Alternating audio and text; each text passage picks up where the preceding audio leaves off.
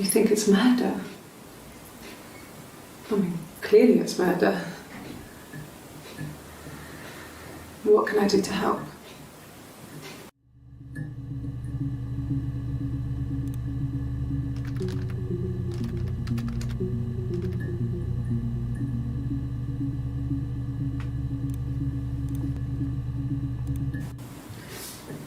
Yeah, that's me.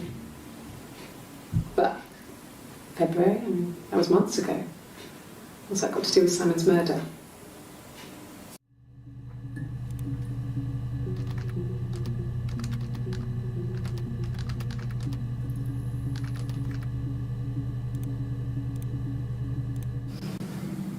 I didn't murder Simon. You've got it wrong. You've got the wrong person.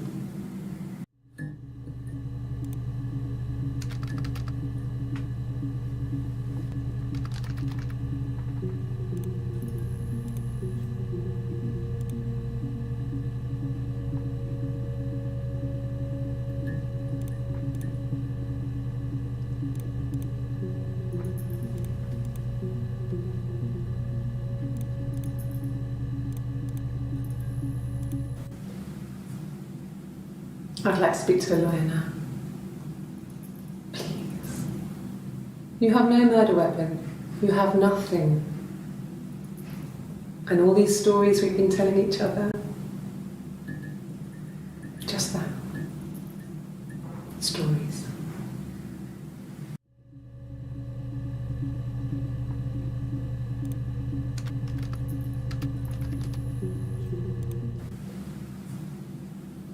I'd like to speak to a lawyer now. Please. You have no murder weapon. You have nothing. And all these stories we've been telling each other, just that. Stories.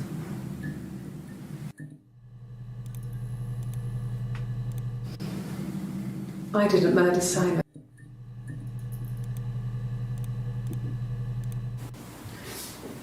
Yeah, that's... You think it's murder?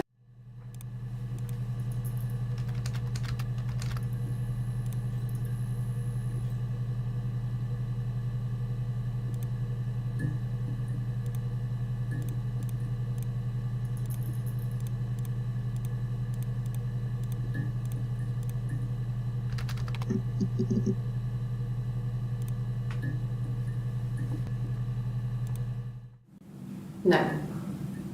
No, he wasn't wearing his wedding ring.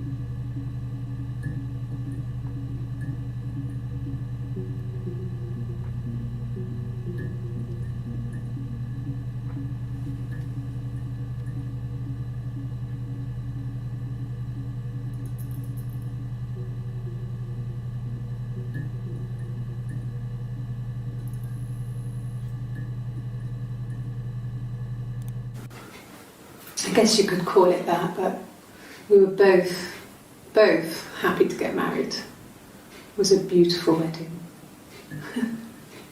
We had our first dance to Come Back and Stay. I'm not sure if that's a good wedding song, but I loved it. I chose it.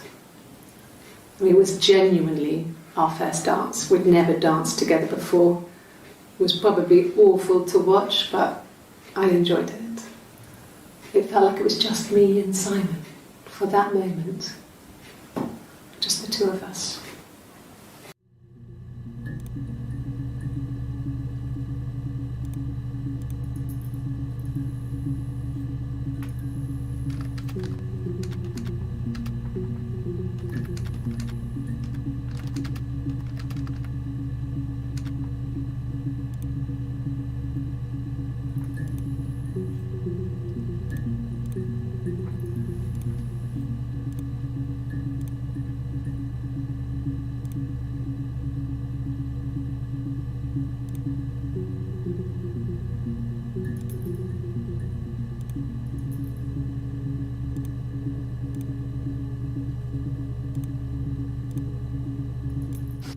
We spent the wedding night in a hotel in Brighton. It would have been too much to do more. We were saving for the baby. It was wonderful to be in a hotel, away from home, just alone together. Since then, we've always tried to get away for our holiday.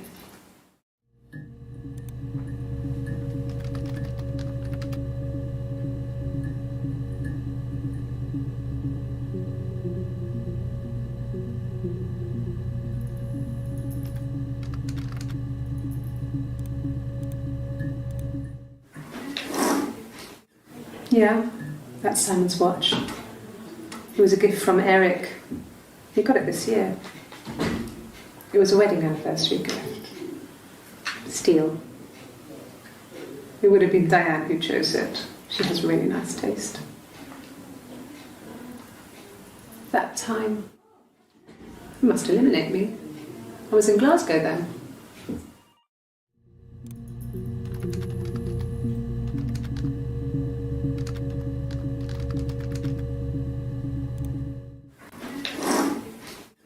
Yeah, that's Simon's watch. It was a gift from Eric. He got it this year. It was a wedding anniversary gift. Steel. It would have been Diane who chose it. She has really nice taste. That time, you must eliminate me. I was in Glasgow then.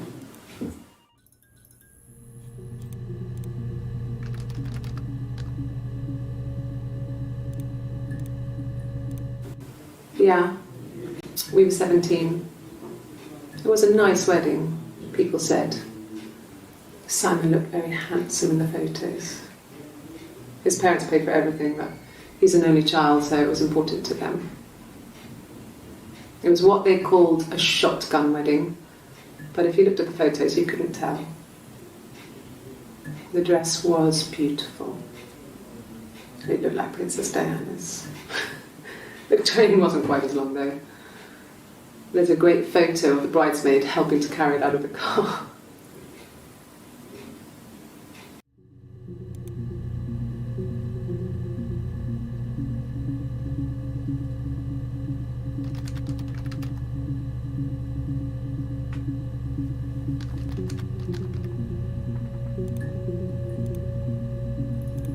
No. The parents decided there would be a wedding. And after the wedding, Hannah moved in with his parents. There was no way I could follow, so we were separated again. I stayed in the attic. It was hard. It's like I suddenly didn't exist.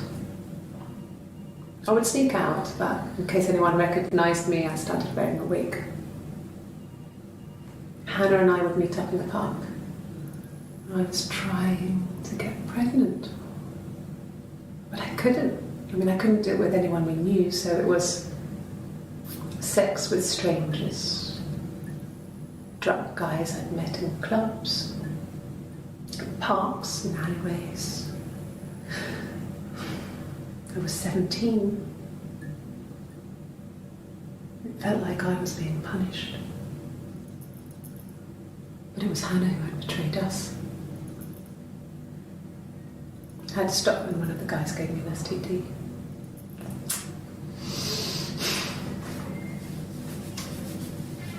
When we met up, it was disturbing. For the first time, my reflection, she didn't look like me. She was fatter, flushed. If anything, I was getting skinnier. I found it hard to look sometimes. We talked about what to do. Was it time to become our own people? I mean, that seemed like the right thing to do, but neither of us wanted it. We agreed that her and Simon would get their own place as soon as possible, and then I could move in. And that was the plan.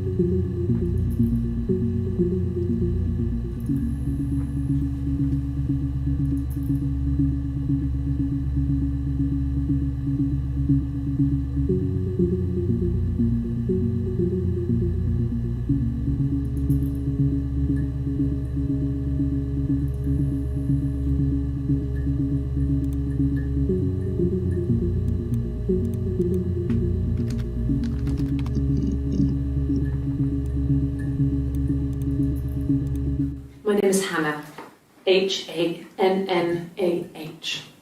It's palindrome. It reads the same backwards as forwards. It doesn't work if you mirror it though, it's not quite symmetrical, but well, I mean, you get the idea. Sorry. Hannah Smith, I live at 31 Gladstone Street.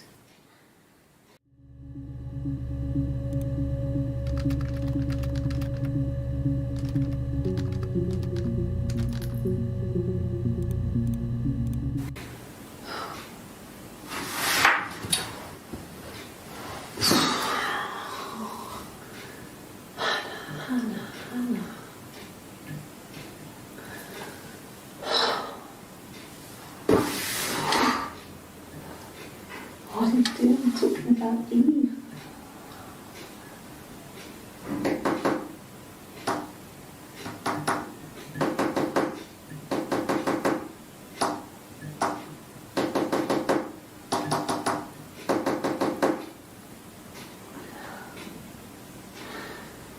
Poor Simon.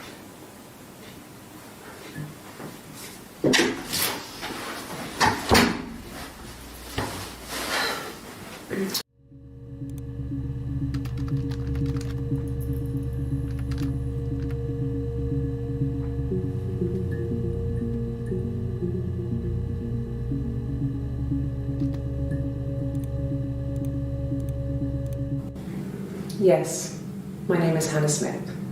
Oh, shit. Sorry.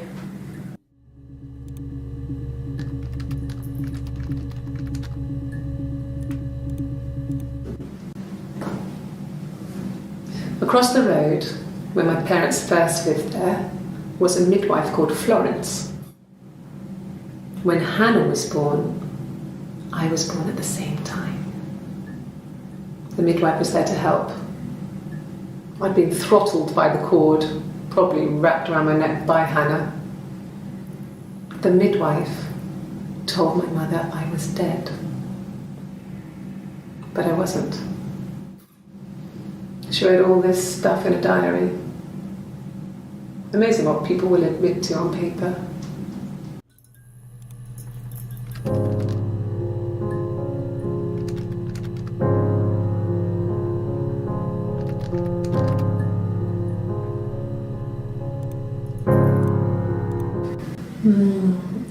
She recognised me from the window.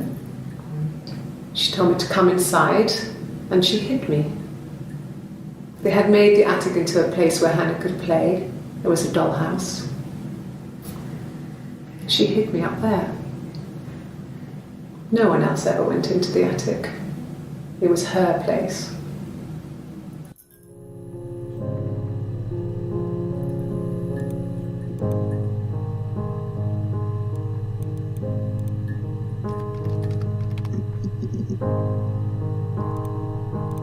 Yes.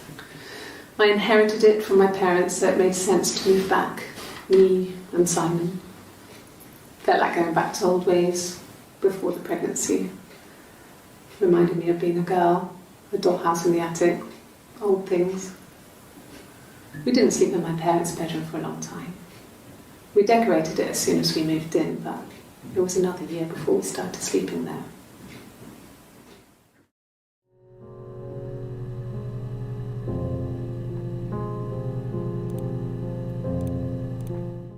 Yes, I read a lot as a child and watched lots of TV. Then the doll's house we had, we still have in the attic. It's kind of a fairy castle. We used to play up there and make up our own stories.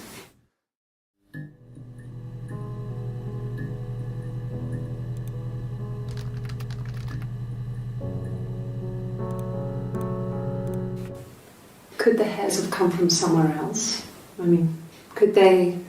We have a lot of dolls in the attic. There's a Rapunzel doll with long blonde hair. Could they have come from there?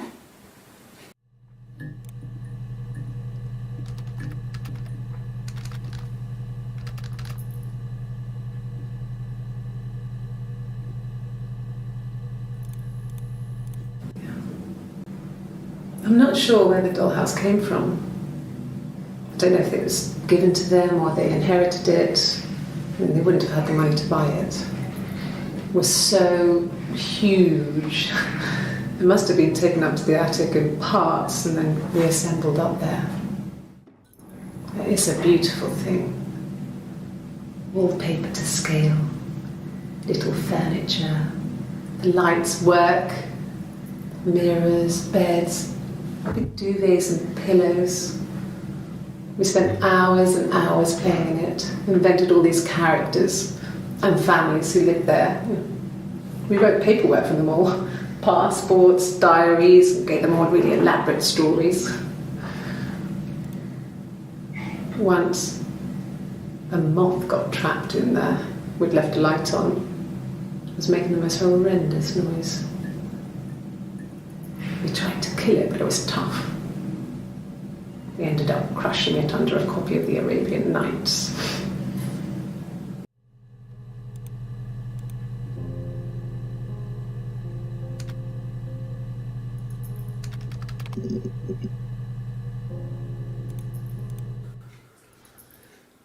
Simon is 6 foot, darkish blonde hair, average build. He's clean shaven. If his beard grows, it goes ginger, so he shaves it.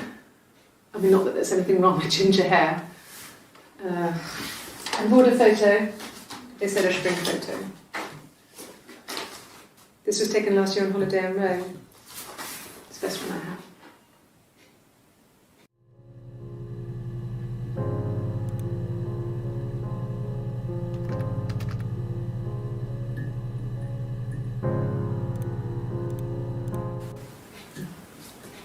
It's Rapunzel.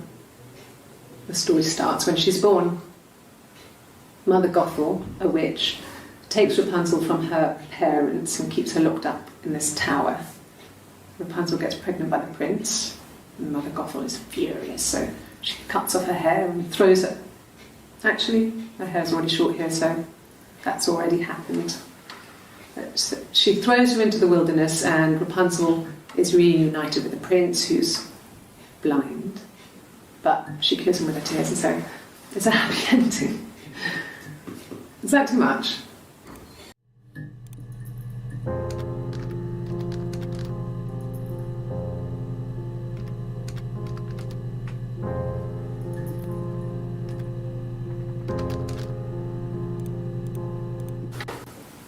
What kind of hairs?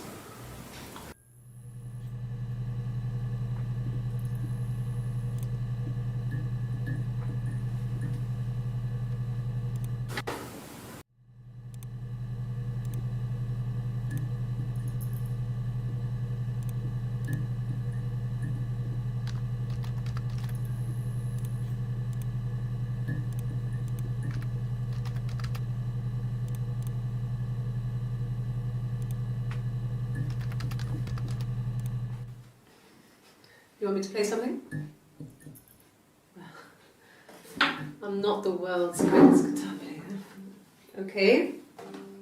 Probably needs tuning. No, it's okay. How about a traditional ballad? Should be right up your street.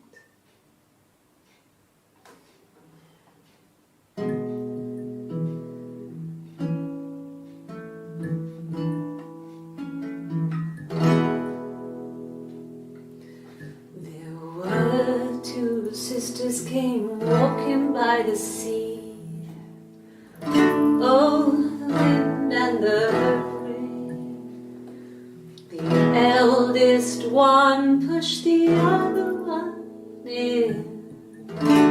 Oh, the dreadful wind and rain. See, they both had a love for the captain's son. Oh, the wind and the rain, but he only cared for the youngest one. Oh, the dreadful wind and rain. Oh, the eldest envied her sister fair. Oh, the wind and the rain, with a pretty little face and her long blonde hair. Oh, the dreadful wind and rain. So she pushed her in and held her down. Oh, the wind and the rain watched her as she slowly drowned. Oh, the dreadful wind and rain.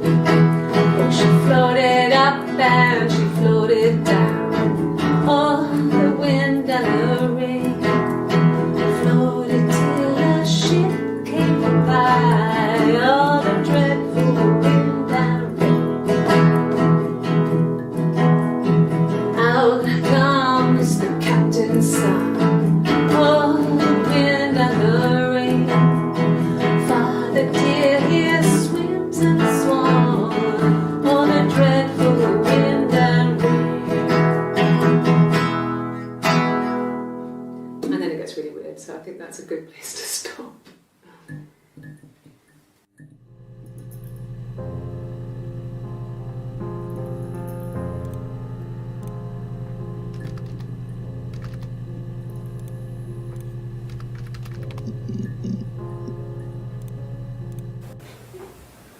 Yes, we'd fight. We fought on the beach once and I held Eve's head underwater. There was no one else around. It was at the far end of the beach and I held her head under and I kept it under. And for a moment I just wanted to kill her and watch her drown. But that was it. It was just a moment. We made up afterwards. It was a love-hate relationship.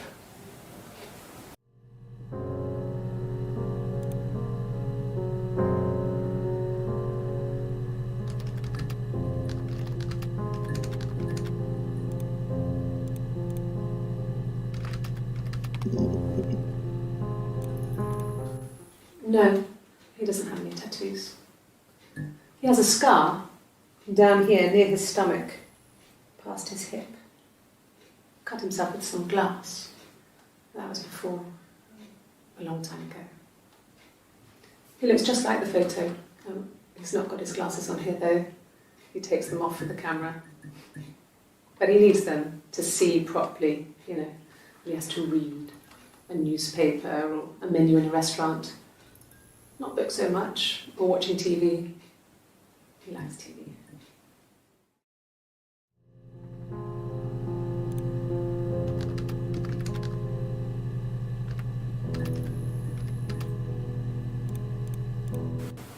Oh, my tattoo.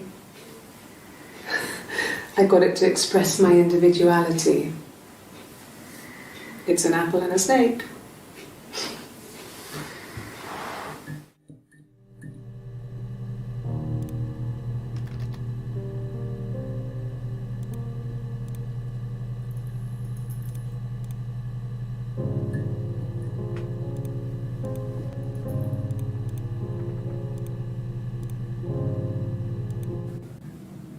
So I moved out. Got a small bed sit. Got my tattoo to mark the occasion. I was singing in a bar in the evenings, so I had some money, enough money to cover my rent. And I've been doing something similar ever since. I haven't put down any roots. I don't exist.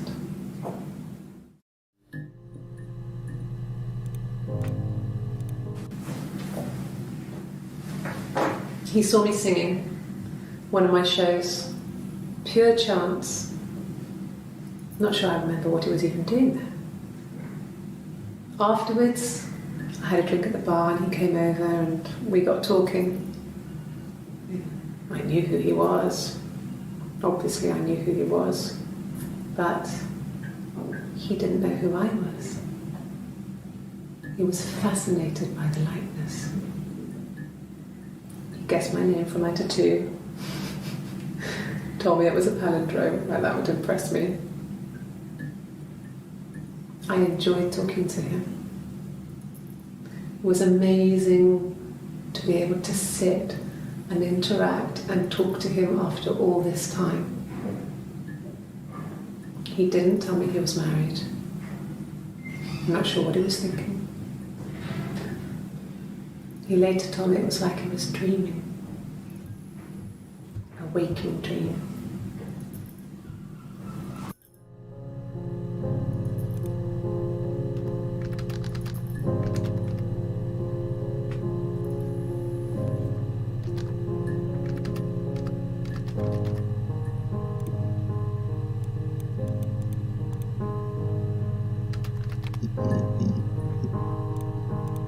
Really? Okay. Here's the rest. Oh, they laid a body on the dock to dry. Oh, the wind and the rain, till a fiddler with a fiddle came walking by. Oh, the dreadful wind and rain. And he made a fiddle bow of her long hair. Oh, the wind and the rain. Yes, he made a fiddle bow of her long blonde hair. Oh, the dreadful wind and rain. And he made fiddle pegs of her finger bows. Oh, the wind and the rain.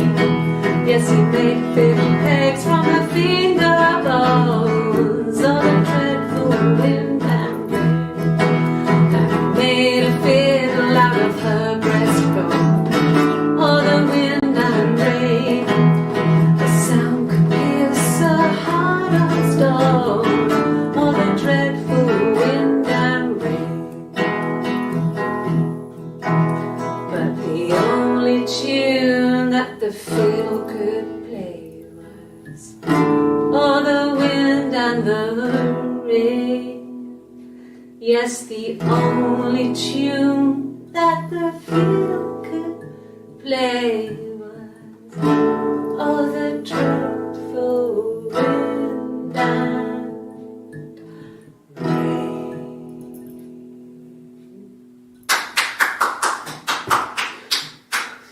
Anything you sing may be used as evidence against you.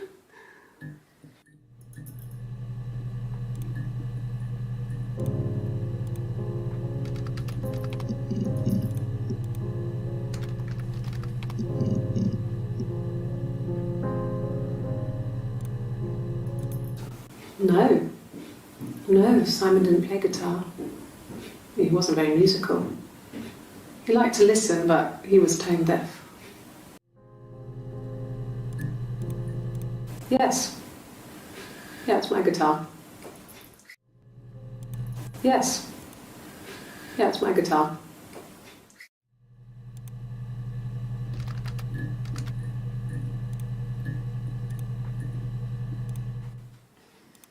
You want me to play something? Well, I'm not the world's greatest guitar player. Okay? Probably needs some tuning.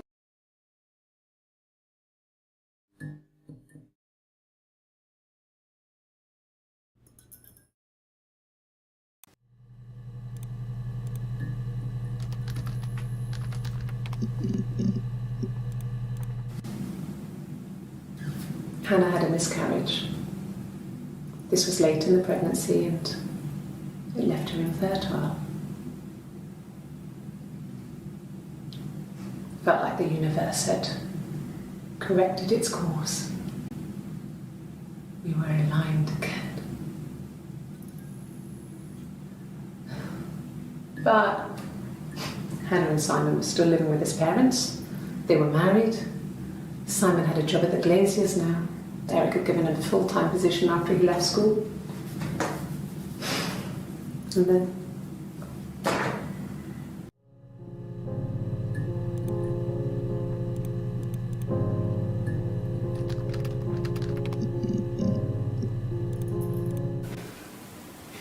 yeah. I mean, I was infertile. Thought I was. They told me I was infertile after the miscarriage because of complications.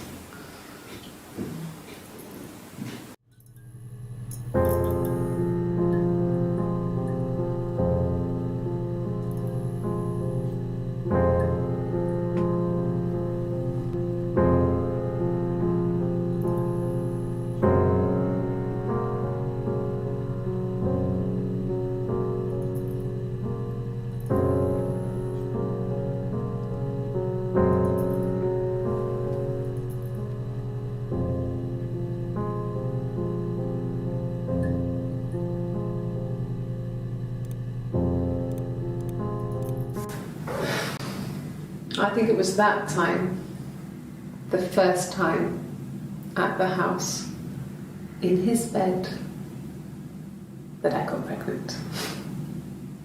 Amazing, right? This fucking magic sperm. And they say lightning doesn't strike twice. I didn't tell him. I was 3 periods. I had pretty irregular periods anyway, but 3. I had always thought we were infertile. Both of us. I didn't tell him. Just waited. Hannah and I were meeting for our birthday and I told her because I thought she would be happy for us both. I think she was.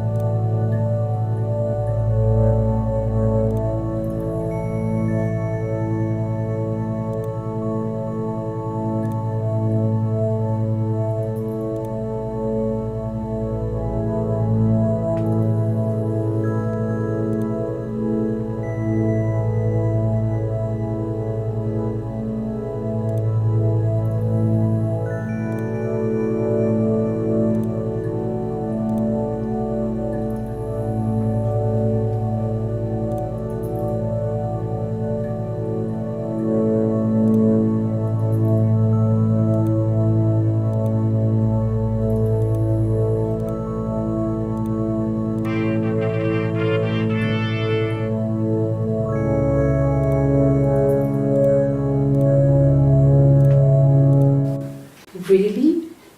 You're going to ask me about my sex life? I mean, isn't that private?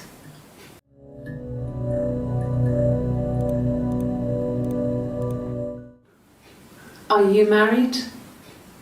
How is your sex life? So, our sex life is probably fairly average for a couple after 10 years of marriage.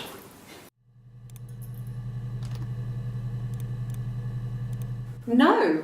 You're talking to the wrong person if you think I'm some kind of slut. If you think I'm the kind of person that would have had sex with all those guys.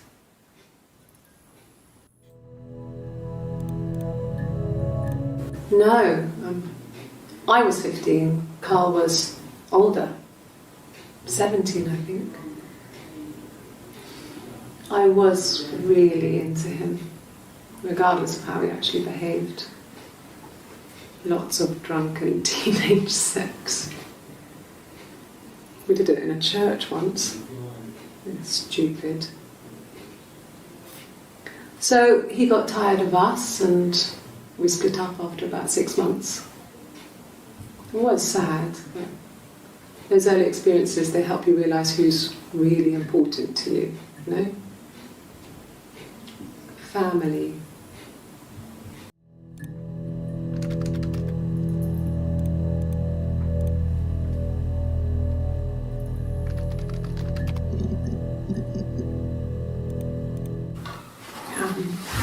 I hoover, I dust every week, maybe less. I once asked Eleanor how often I should dust, and she said, if people ask, tell them you do it once a week, but every few weeks is okay. I think she was just trying to make me feel better. I mean, when I was there, she was hoovering every day, ran an ordered house.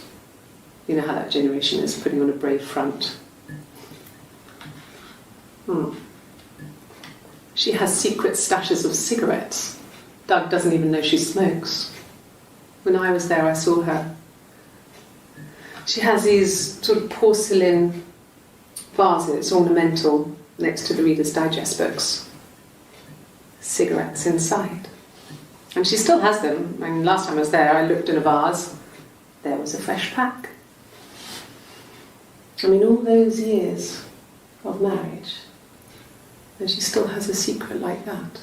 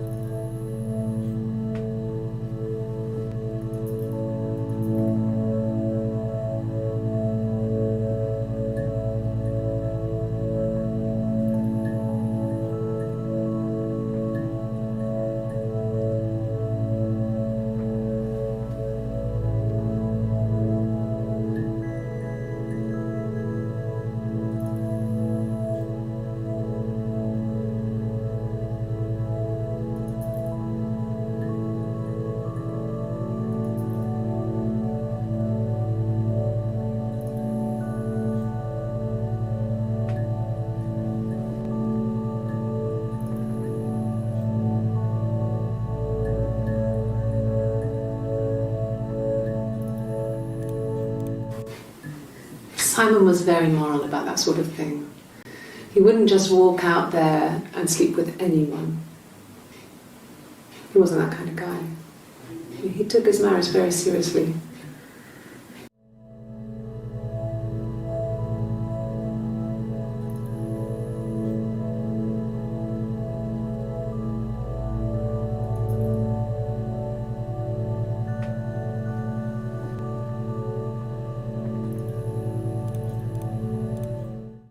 After the kiss, the next time, he took me back to the house, to our parents' house, to their house. So, it was definitely him. I sometimes think he wanted to get caught to prove to himself that we were different people. He told me about his marriage, told me how his wife was completely different to me. I almost burst out laughing.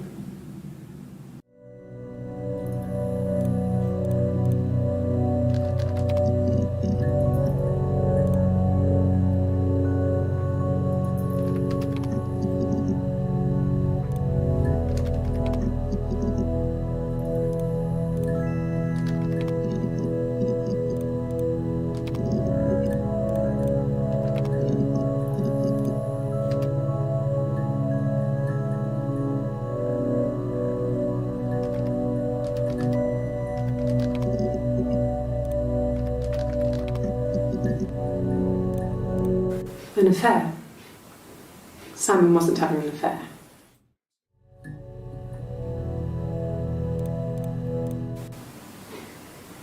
You're reaching here. Oh, I don't know why. No, I've never cheated on anyone. I've never taken anything from anyone. Simon is dead. But I have my baby to care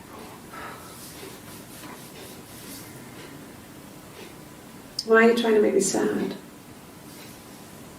Why are you so obsessed with sex and affairs? You cheated on your wife. Is this your thing?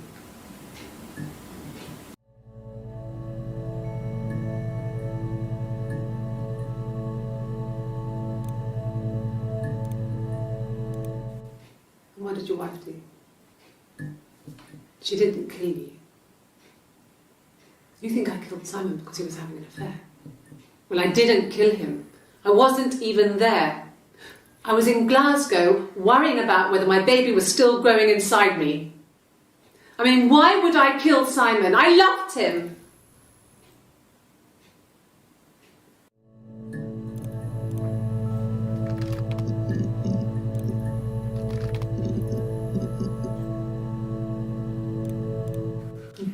Thanks. Please find Simon. I love him so much.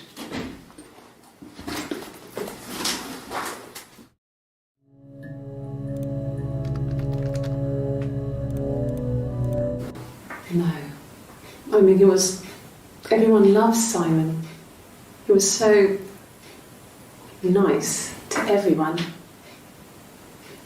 He loves me.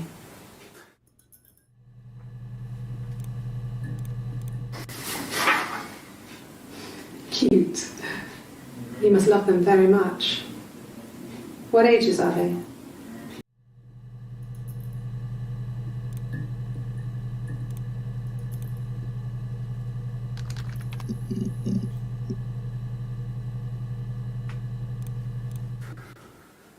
We couldn't afford our own place. Simon dropped out of school, went full-time at the Glaziers. That was Eric's generosity. We moved in with his mum and dad. They had a spare room for us and the baby if it came.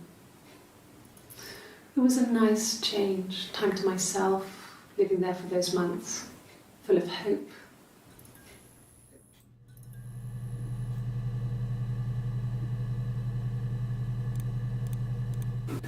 No, I lost the baby. I had a miscarriage at 8 months. We carried on living at Simon's parents until But it was only a few months after.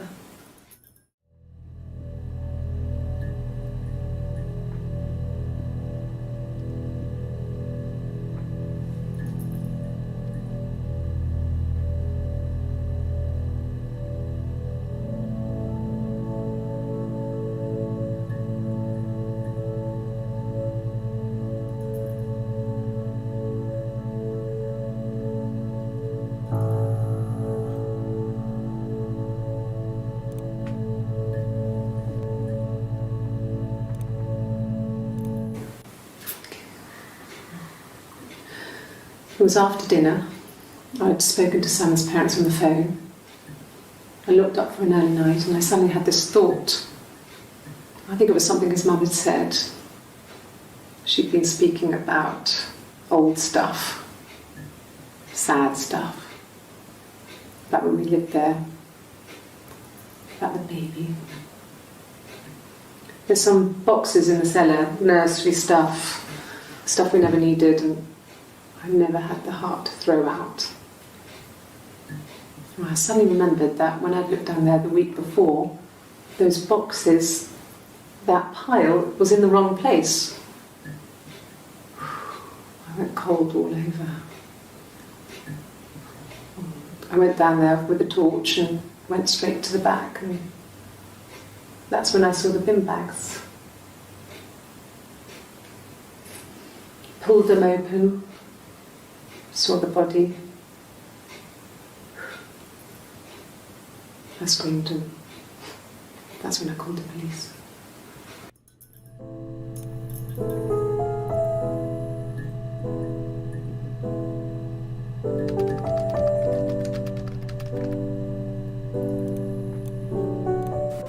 Yes. It was a shock to him. I mean, we never thought it was possible. I don't know what I hadn't decided whether to keep the baby. I wasn't really ready to talk to him about it.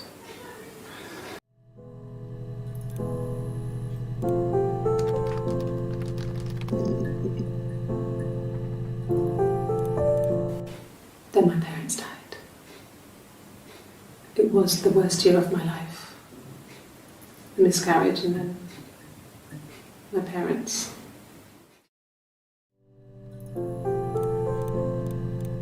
Yeah. They'd gone to bed feeling ill, thinking it was flu or something. The neighbour called me, I had to use my key to let them in. We found them dead in their bed. And they'd been there for days. No one had noticed. Just awful. It was so soon after my miscarriage, the worst year of my life. I'd been so happy to get married, and after that it was just like, fuck.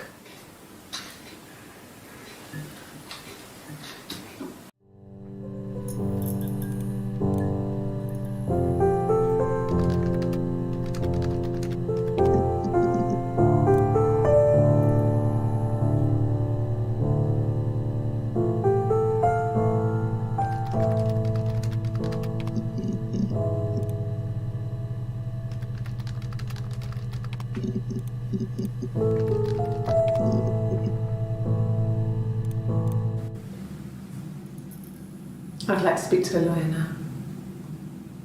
Please. You have no murder weapon. You have nothing. And all these stories we've been telling each other, just that. Stories.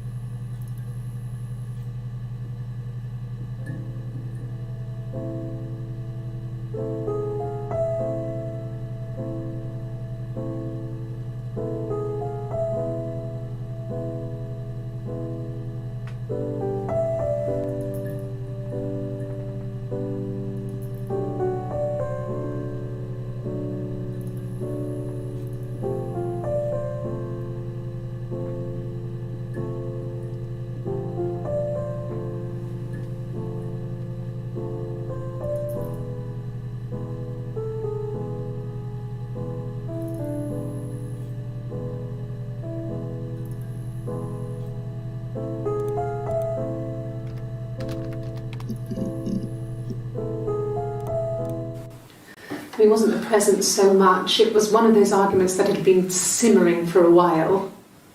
The present was a mirror, a nice mirror. He'd engraved the glass, the kind of mirror a princess would have in a story. He made it specially for me.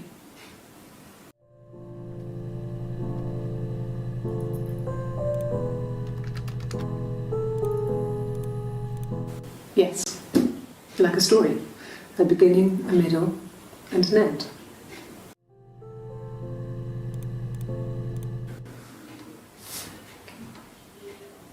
Well, she has a knife. She's been cooking, I guess. She's been cooking him his favourite meal. She's his wife. And he's asleep and she doesn't want to wake him because he's ill. That's why she's sad. Because he's ill and he might die. It's kind of a sad story, so I'm not sure how it ends. Well, she wasn't my real mother, but she raised me. Do you want to hear the story? It's a real life fairy tale.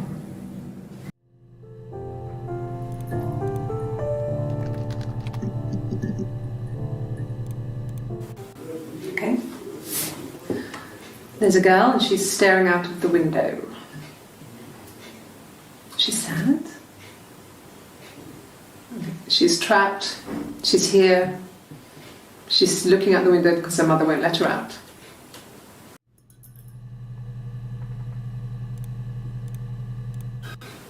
I would have been a good mother. I was young, but I would have been a good mother. She was a girl, by the way, the baby. We were going to call her Sarah. Simon wanted to call her Ava after his nana, but I didn't want her to have a symmetrical name.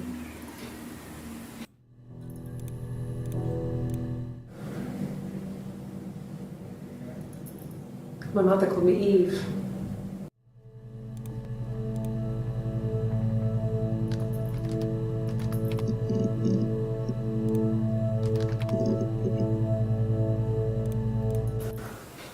Well, my friend Eve. I mean, she was a friend from when I was a kid, and she was always more popular with the boys, and I used to hate her for it. I mean, really hate her sometimes. A police station.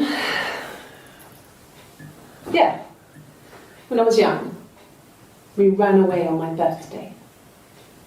Bob Dylan was playing in London and we thought we could break into his tour bus and have him take us with him. The taxi driver we paid to drop us off, I mean, we'd saved money, pinched a bit here and there to pay for the fare. He was suspicious because we were so young, so he told the police.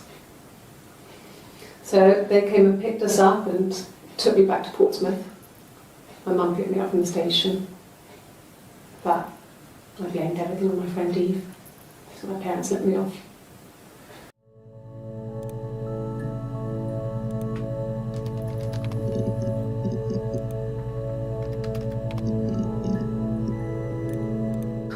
Can you imagine? I tried. I tried to get pregnant too, but it didn't happen. I slept with so many boys, men. My body refused. I think my period stopped because hers had. I was pretty ill. I mean, how could we stay the same now? It felt like Hannah had really fucked things up. Set us down separate paths. We had become different.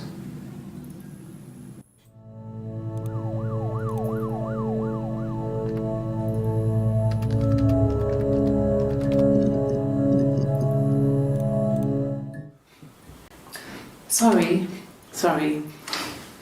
The picture, the way it's drawn, just reminded me of the books we used to read as children. I read those fairy tales over and over and they were so real to me. Rapunzel was my favourite. My brain is just full of it. Are any of these in colour?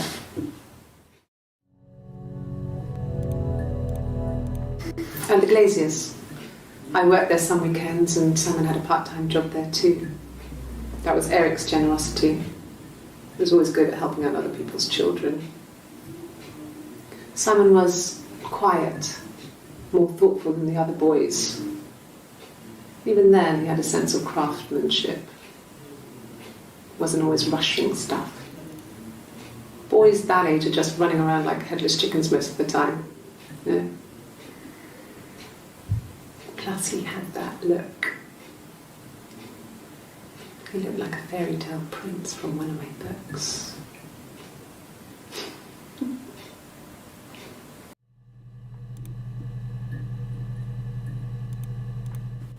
Simon never cheated on me. He was devoted to me, and I was devoted to him. Nothing in life is easy. We were good to each other. Life isn't a fairy tale. You do what you can.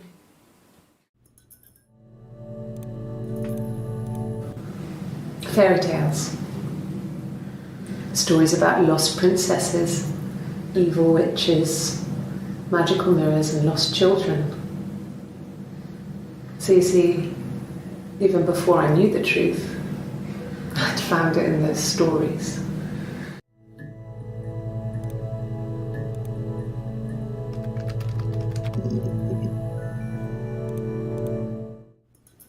Yes, there's an Amstrad one. No one uses it for very much. There's a printer so you can write letters on it. Simon sometimes plays games, you know, climb the tower, save the princess, that kind of thing.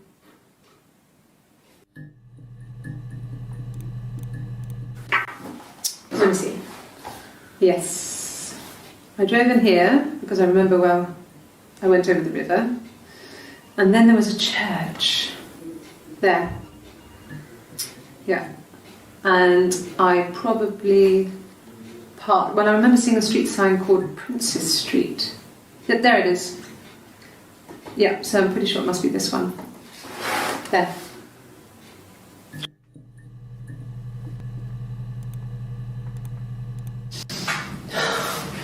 We were obsessed with fairy tales. Not just the pretty, pretty ones, but the traditional ones. They were dark and real, bizarre and violent. Felt like life. We had this huge old book that I think Mum must have bought from a library sale. The illustrations had thin tracing paper over them to protect them. They were in colour, shiny plates. At the front of the book was an index of illustrations. We read that more than the actual stories. We'd read aloud the captions and flip between pictures. There was something intimate about peeling back the tracing paper and dressing the pictures. Rapunzel's hair is cut. The eagle plucks out his heart. The princess pricks her finger.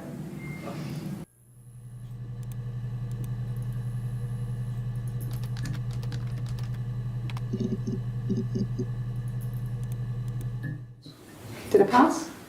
Sorry, I messed it up with all that Rapunzel stuff. Do you need me to do that card again?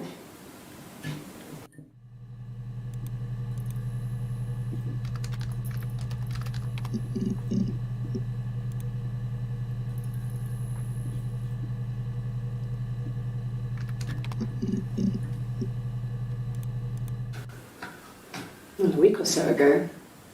It would have been the Saturday before my birthday. You know, I get like that on the weekends, have a lie-in, then want to get up and blitz the house.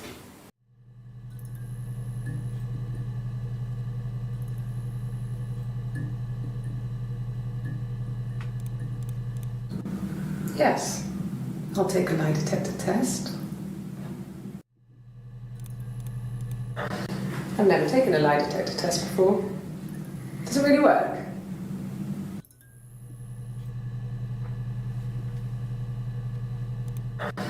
I've never taken a lie detector. My name. That was the only question I failed. Your lie detector works.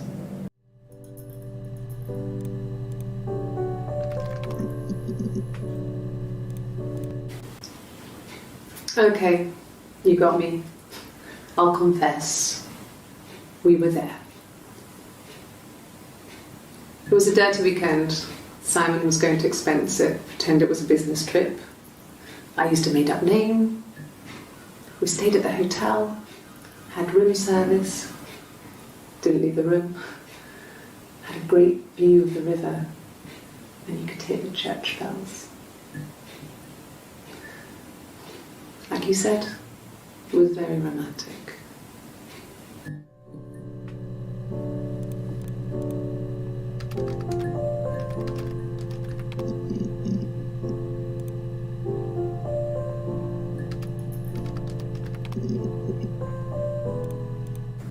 It happened very quickly. We hardly had to talk to each other. We agreed almost silently. The baby was what mattered. We'd help each other. We cleaned up. We bagged up the broken mirror, her clothes. They're gone. We took him down to the cellar. We had an alibi, and we wanted the body to be found later.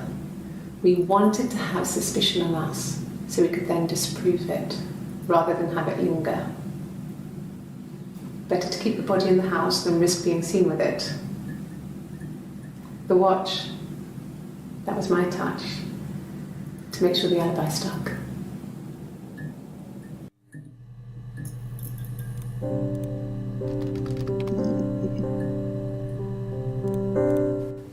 He was wearing a shirt, a blue turtleneck shirt and jeans.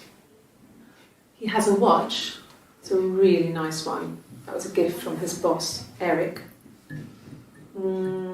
He had his coat, a long grey duffel coat, like Paddington Bear. He would have taken that with him, it's not in the house.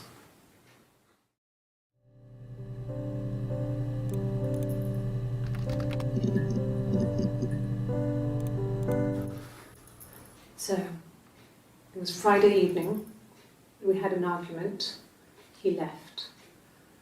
On Saturday he didn't come back, I waited all day.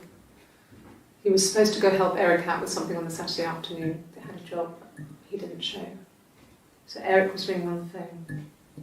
I checked at the Rock, that's our local. They said they'd seen him on the Friday night but not since. He still wasn't back this morning, it just isn't like him at all. Still not back by dinner time. It's getting dark again. So I decided to come and see you. His parents haven't heard anything either.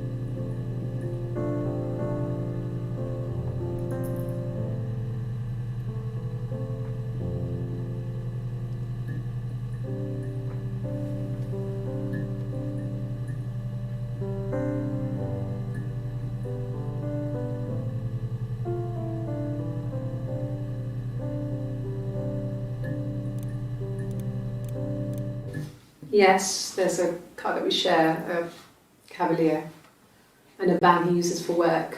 It's owned by Eric, but we look after it. Both of them are there now, parked on the street. I'm not sure about the keys for the van. I can look for you when I get back.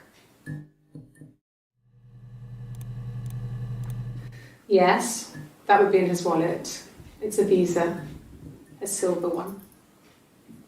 He doesn't like to spend money he doesn't have, so he usually pays with cash, but Eric convinced him to get one.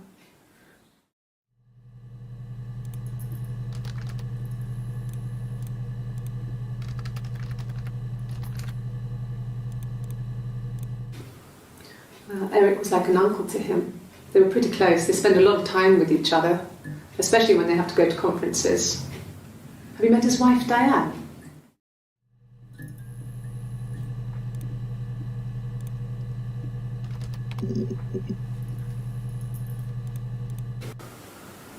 I wasn't in the house all of Friday night. After the argument, after Simon left, I left too. I was upset and I wanted to get away, so I took the car.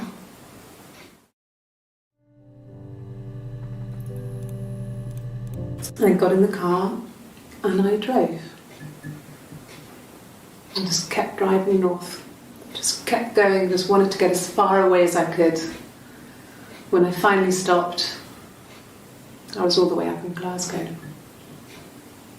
I was so tired. I just had to sleep.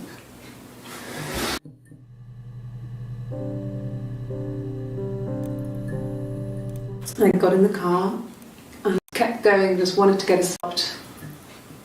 I was all the way up.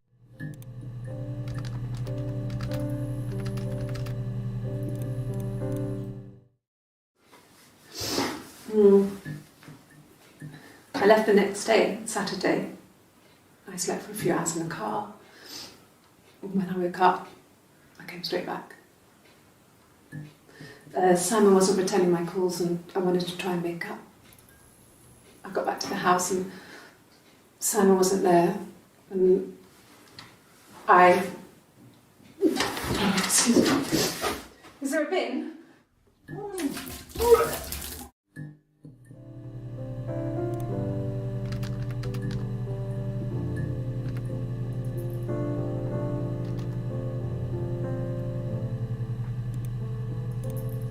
Yeah, I pulled over and slept in the car. This was just by the side of the road. I was exhausted.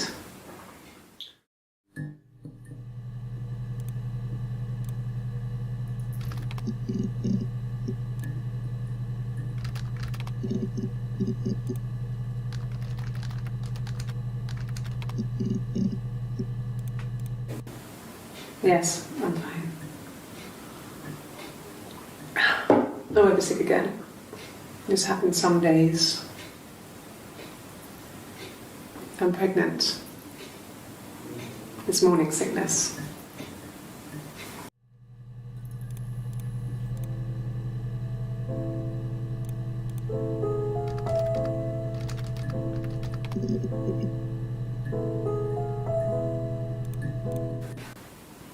I got pregnant. Both our parents had a big powwow. We weren't even in the room. And they decided we should get married.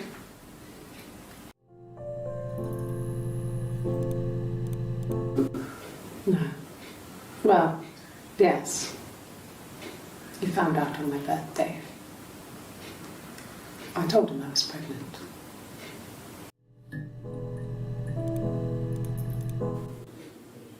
When I arrived in Glasgow, I was exhausted. The streets were empty. I was driving badly. And I hit a taxi. Not a big crash, just paintwork. The guy was so pissed off because I didn't have a driving license on me. But when I told him I was pregnant, he made sure I got to the hospital so they could check me out. It was fine. The hospital must have details when I was looked at. There's a scratch on the car.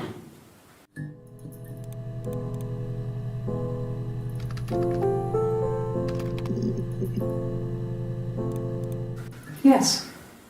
I got to Glasgow, I was exhausted, so I pulled over and slept in the car. I woke up because a rubbish truck went past. I got some petrol, bought a coffee and a pastry, tried calling someone from a payphone, and then headed back. No, I don't think so. Glasgow was deserted that early in the morning.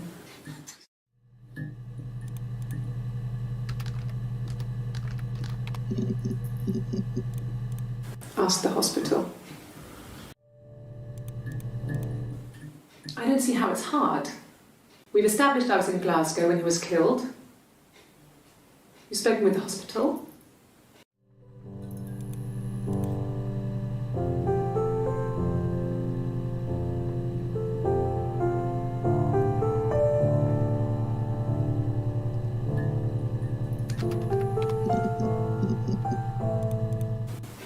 The bruise. I have a really fast metabolism, so stuff like that just comes and goes. I don't know if there's much more that I can tell you that I haven't already told the other policemen. I found the body.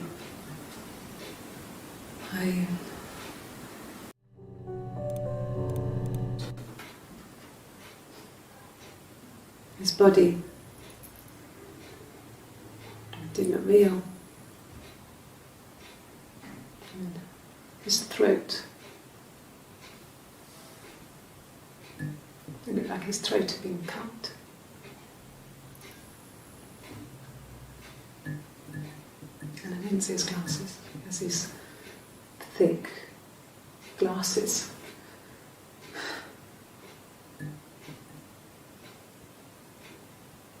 It doesn't always wear.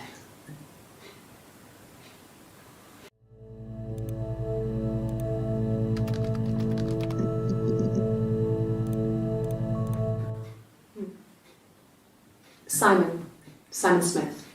He works at Ernst Brothers Glass. They do windows, all kinds of glass. Simon does the more special work, mirror making, feature windows, artistic things, really beautiful things.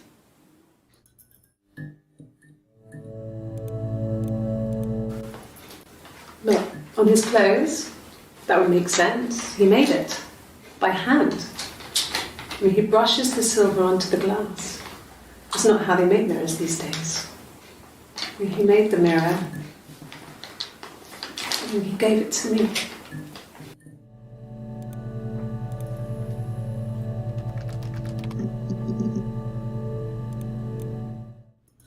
The mirror. I can't remember. I put it somewhere safe. Upstairs, I think. I haven't looked at it since. Silverleaf? No. He normally silvers them properly. This mirror, it's supposed to look antique. The reflection isn't as good. It's the perfect mirror for someone who doesn't like to look at their own reflection.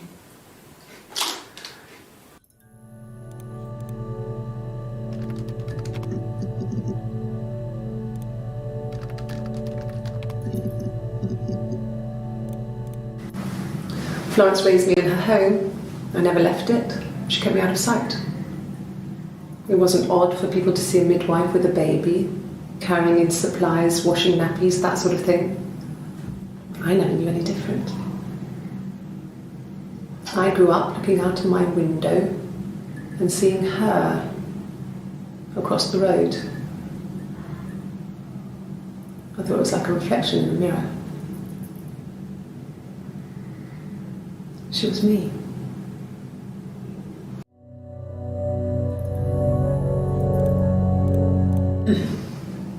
Yes. The first time we saw each other, it was strange. We both realised at the same moment, I think. We must have seen each other before, but there was this instant when we first realised it wasn't a reflection. The reflection was staring back. I think I was 5. It was my birthday. My reflection was wearing a party hat and waving. I knew what party hats were from books. And it suddenly occurred to me, today must be my birthday. I waved back and we just spent ages waving at each other and copying each other's movements.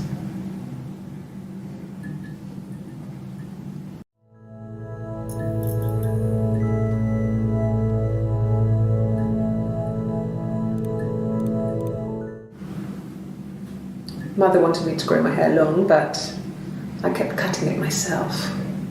I wanted to look like my reflection. She always had short hair when she was little.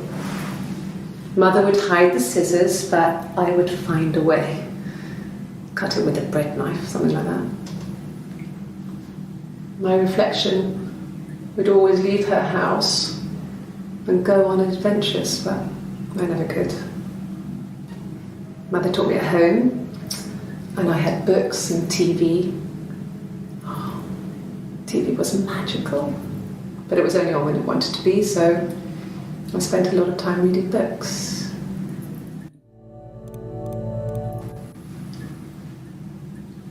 I wanted to see my reflection. I thought that if I touched her, something would happen. We would become one girl. The fairy tale was over, the witch was dead, and I'd be restored to my rightful place.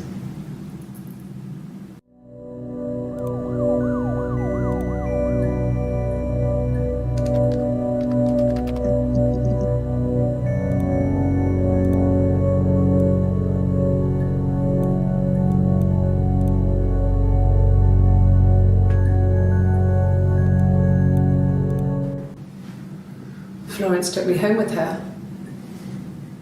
Mother hadn't been expecting twins and had a healthy baby. I guess she was just happy for Florence to clean up, take away the evidence that this was anything but a happy occasion.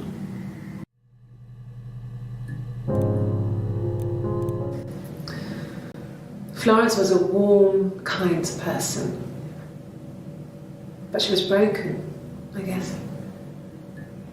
When I found her diary, I also found a biscuit tin with other stuff in it, older papers, letters, that kind of thing.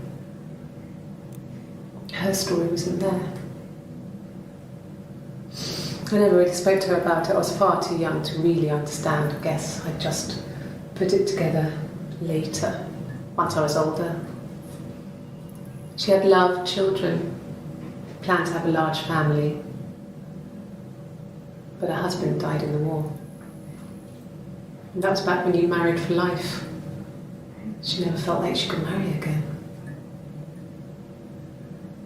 Isn't that strange? She was a widow from her 20s. But, I mean, I guess it was different then. You know, you married for life and she felt she could never marry again. I guess it was harder, a war widow. One of the dead. I don't know, maybe there was more to it than that. I don't really know.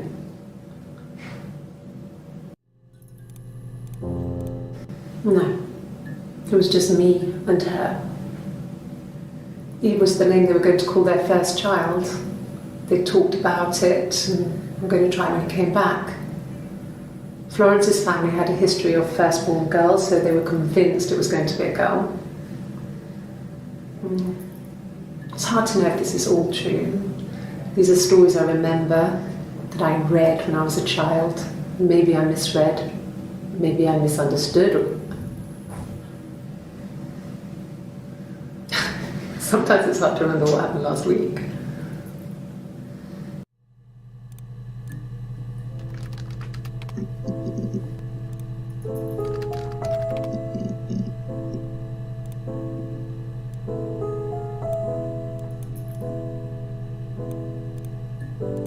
A mobile phone? Yeah. Well, they have one for the glaziers, but it's only for work. I can't remember the number.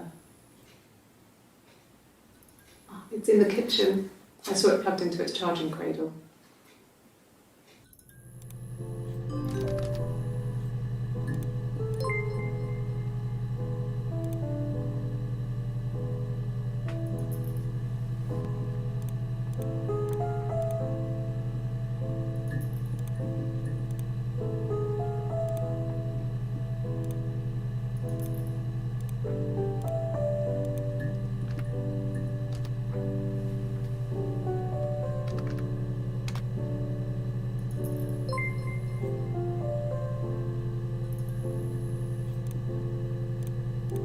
No, he doesn't keep a diary.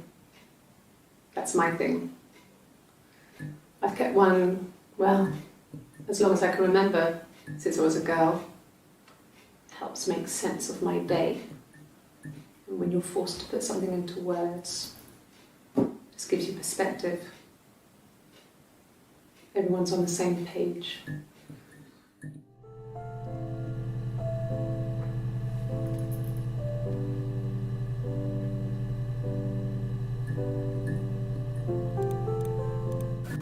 Okay, I'll try my best to remember.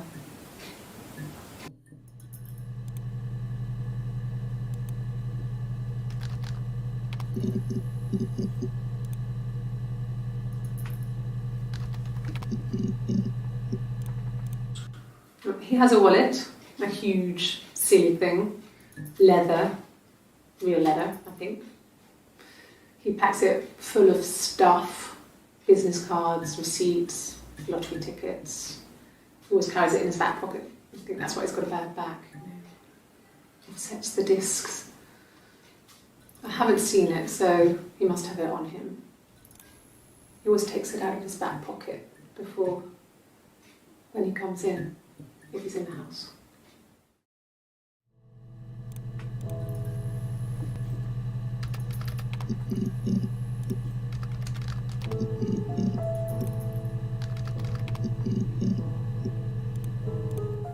Sure, yes, of course, if that would help. Will you phone the house to let me know when you want to come round? Then I can make sure that I'm there.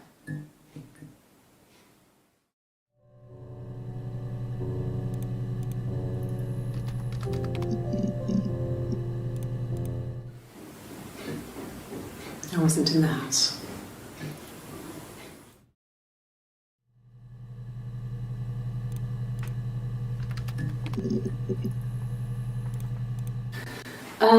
Could I have a cup of tea? A cup of tea would be good, thanks. Just one sugar. Okay.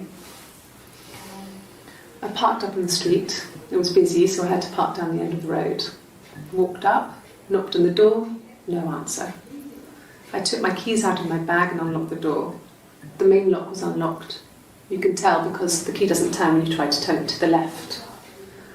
I walked in. Simon's coat wasn't on the peg.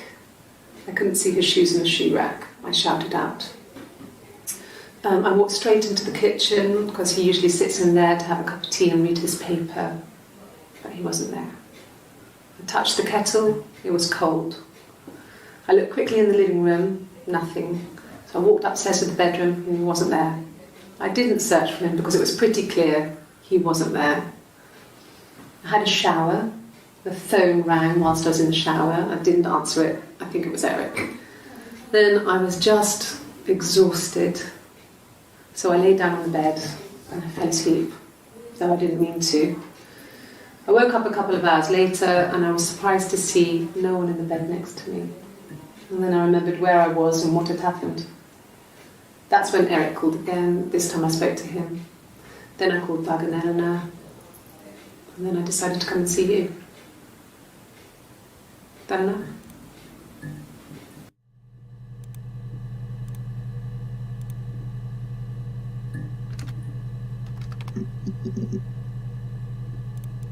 Yeah.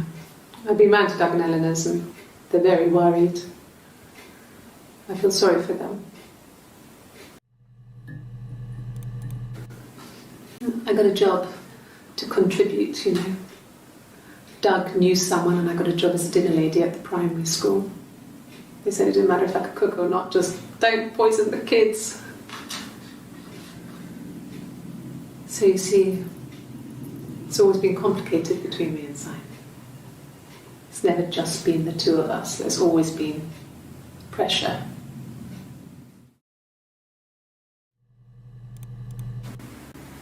Yeah. 1984 was an awful year in the end.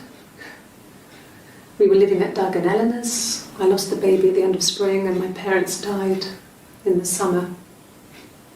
It was a hot summer, a heat wave. So when they discovered the bodies, it was just awful. Because of the circumstances, them dying together like that, they brought in a lot of police. A forensic entomologist. I had to look that up. It was because of the heat. It was just awful.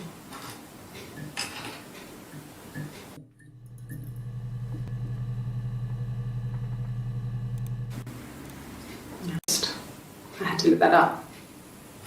It's just them dying together like that. Awful. Heat wave in the summer. It was a hot summer, a heat wave. So when they discovered the bodies, it was just awful. Because of the circumstances, them dying together like that, they brought in a lot of police. A forensic entomologist. I had to look that up. It was because of the heat. It was just awful.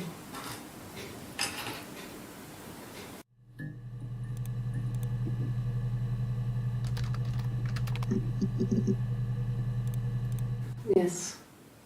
I speak with Eleanor at least once a day. Not that there's anything much to say.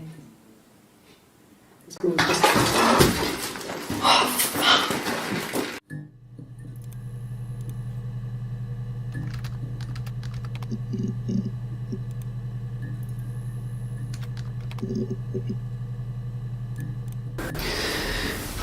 Maybe a fresh cup of tea? Oh, okay. I parked up on the street. It was busy, so I parked down at the end of the road. I walked up to the house, I knocked on the door, no answer. I took my keys out of my bag, unlocked the door. The main lock was unlocked. I could tell because the key wouldn't turn when I tried to turn it to the left.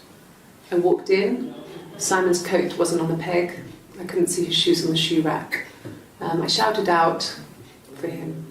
I walked straight into the kitchen. He usually sits in there to have a cup of tea and read his paper. He wasn't there. I touched the kettle. It was cold. I looked quickly into the living room. Nothing. I walked upstairs to the bedroom. He wasn't there. I didn't search for him because it was pretty clear he wasn't there. Then I had a shower. Whilst I was in the shower, the phone rang. I think it was Eric, his boss. I didn't answer it. Then I came out and I was just exhausted. So I lay down on the bed and I fell asleep, but I didn't mean to. I woke up a couple of hours later and I was surprised to see no one in the bed next to me. And then I remembered where I was and what had happened. That's when Eric called again. I spoke to him. Then I called Simon's parents. And then I decided to come and see you. That enough?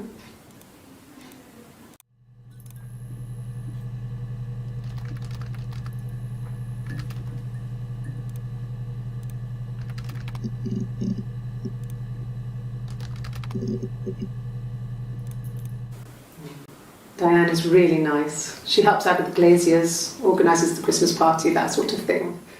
They have 2 kids, really sweet kids. She used to look out for me when I worked there.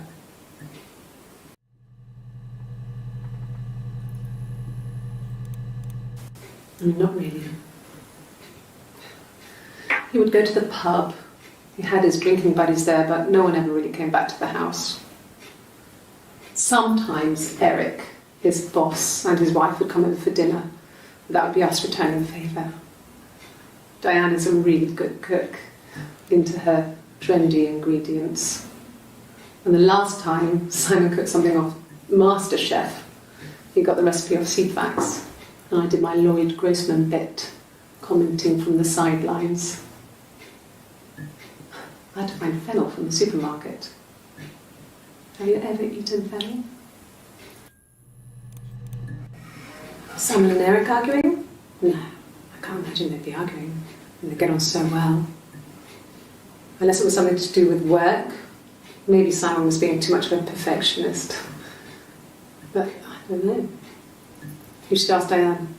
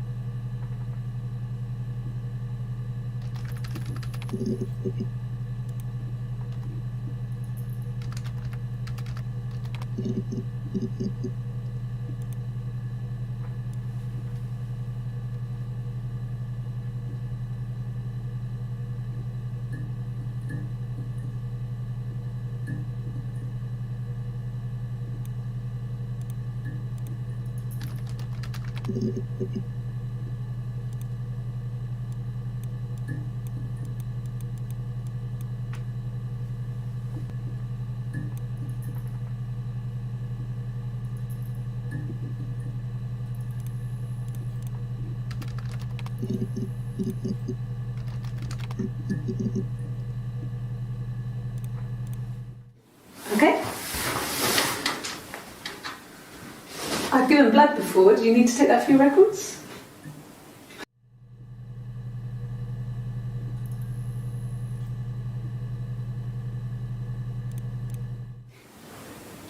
Nothing like this has ever happened to me before. The blood. It's probably the worst thing that's ever happened to me.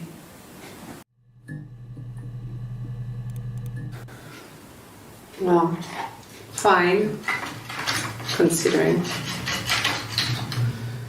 I got back into the house today, and that was weird, knowing your people have been there through my things. It's like I've been burgled. And worse, obviously. I don't know. I haven't lived in the cellar yet. They sent a cleaner in. As good as new, he said.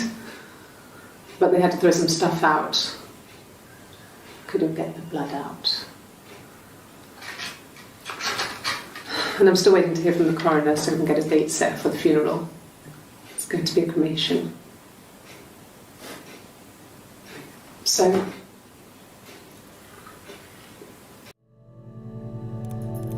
like I said before, it was 3, something like that.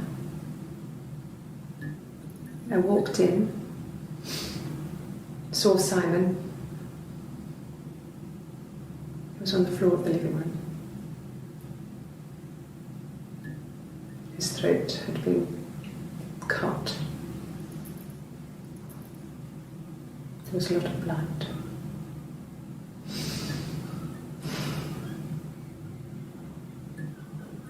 Yeah, he was dead.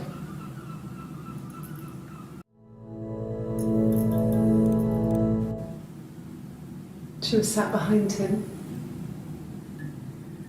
She had my wig on. And she'd been there all day.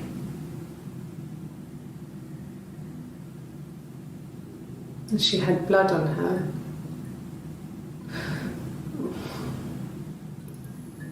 And she was in shock.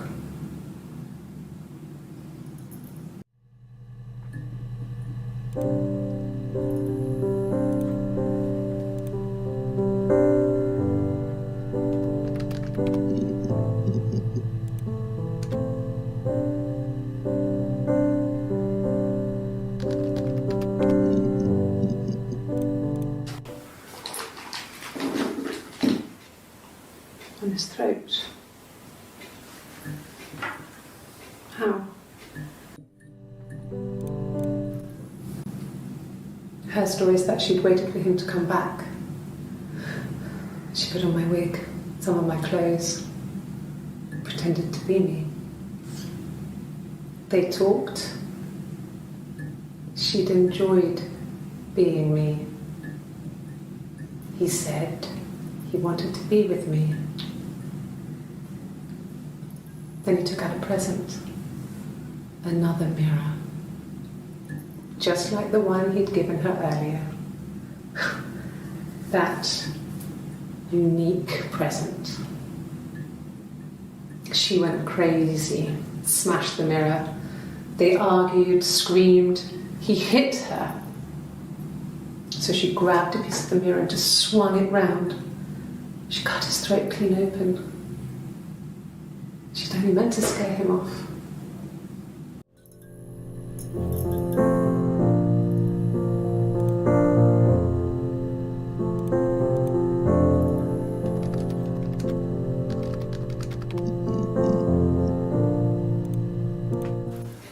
It was my birthday, like you said.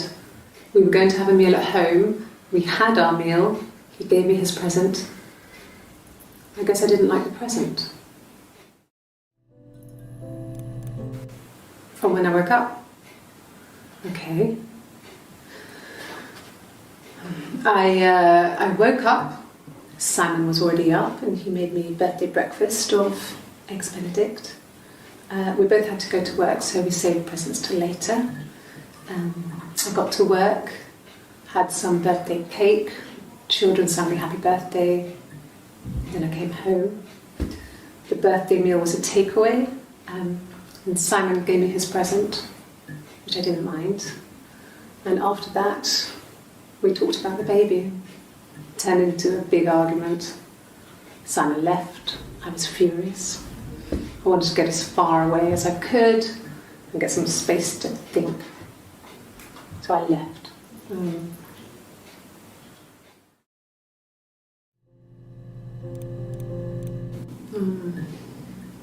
About 8 years back, it was a present to myself. I shouldn't even be drinking coffee with the baby. It's been hard trying to give it up. I think they say you can have 1 cup.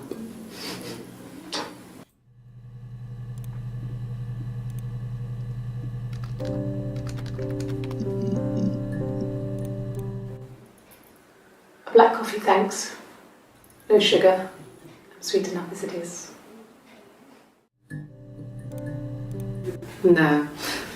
I've had enough coffee for today, thanks. Glass of water. Coffee, I guess. Milk and sugar.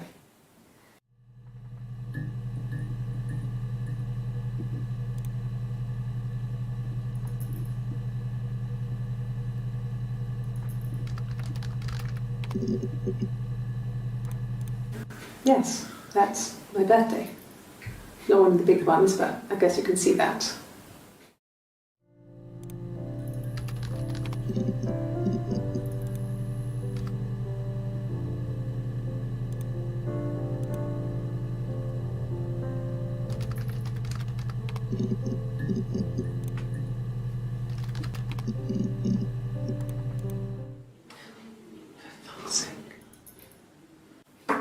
leave? Are you going to arrest me? No. They'd laugh you out of the building. A lawyer would make mincemeat of you. When beautiful people died, we always felt like it was a sign. You remember Princess Grace? Grace Kelly? She died in a car crash the year before we met Simon. We used a Ouija board to speak to her, and that gave us the power to find him. That's what we thought then. That people who died tragically leave some kind of magic behind. We used to share dreams. We used to wake up and write them down in our diaries immediately and compare them.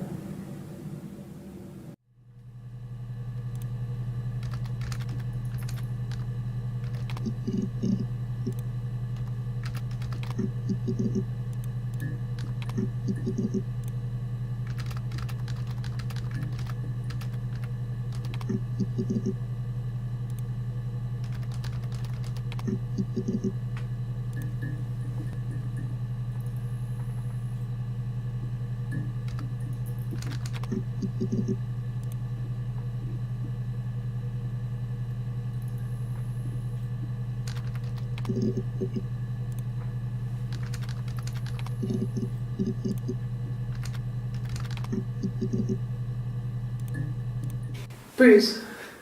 Oh yeah, no, it's nothing. I was going through the top cupboard in my kitchen and the chair slipped and I kind of hit the door with my face.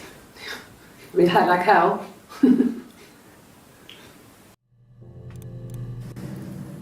If one of us got hurt, the other one would have to be hurt too.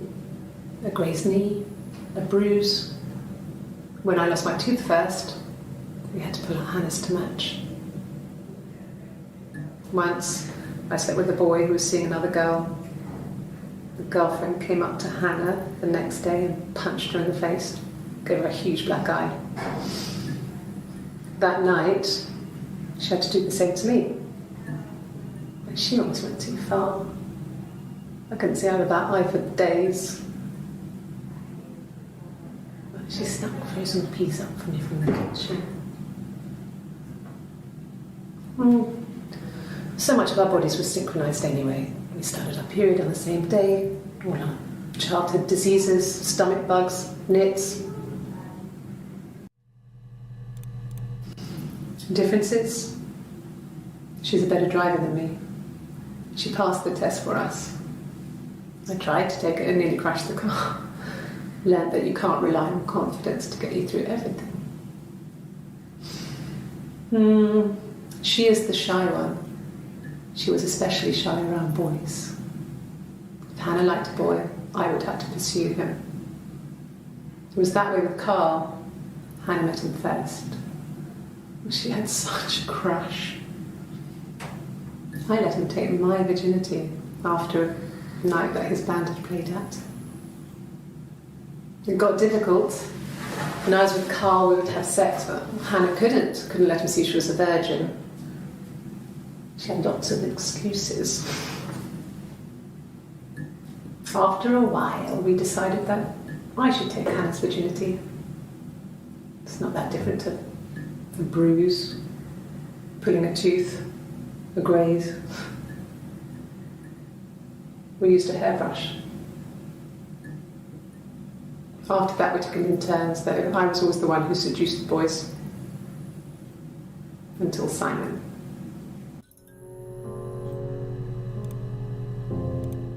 This was about 9. I went round and she was waiting for me. She was furious and so angry, the kind of anger you can only have towards yourself. We screamed at each other, argued, cried, we fought. I hit her back, left a bruise. I had my wig on from performing, she tore it off. Eventually, we grew tired of fighting and I left.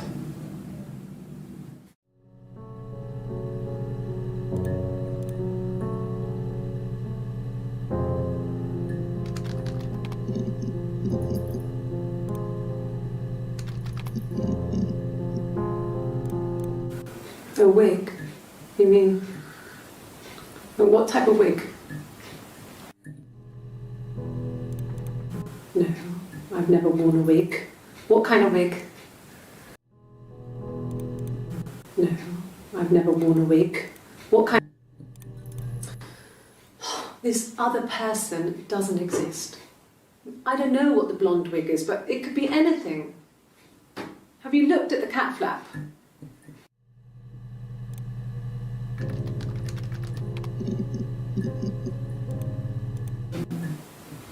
No, they were shut.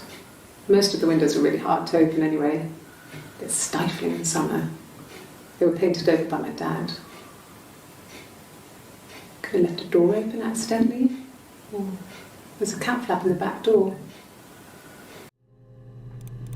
No, no cat. My parents had a cat before they died called Domino. It was this little black thing with white dots. And we never did anything about the cat flap, but if you were thin, you could maybe squeeze through it.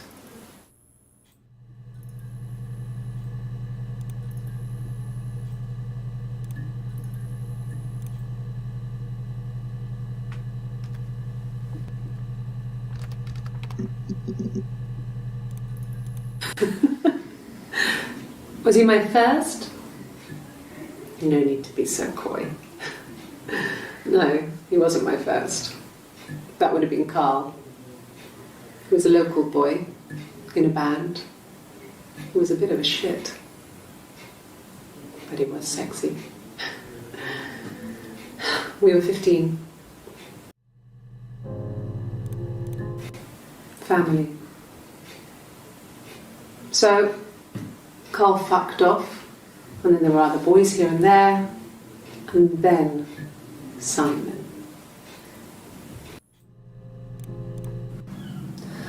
Hannah was so smitten with Simon. She started getting jealous, didn't want to share. Even the first date, we went to see Tom Cruise at the Old Odeon. We both went, kept changing places in the toilet. We only had the one best dress, so we had to keep swapping clothes. Must have thought we had terrible bladder problems. The next date, it was my turn. At the end, I let him kiss me, but that was it. We didn't want another Carl on our hands, and the Ouija board had said to hold back. After that, it was Hannah's turn, and she slept with him. Broke the rules. Deliberately broke the rules. She wanted to be the first to sleep with him. I mean, that's when she got pregnant. From that one time.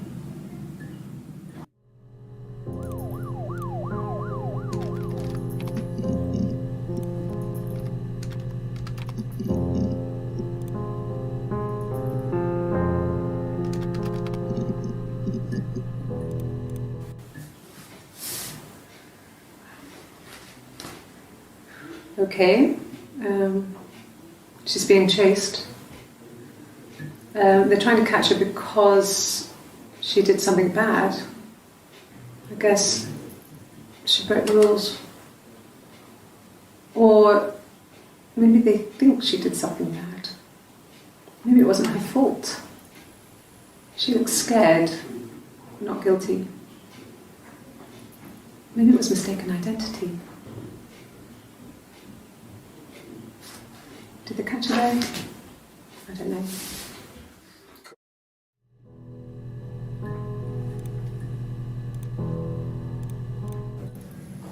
It just became our way of life. We would swap places and take it in turns to do things. And we were very careful. Whoever had been out that day would come back and write a detailed diary so that we were on the same page. We had a list of rules that said what we could and couldn't do in any given situation.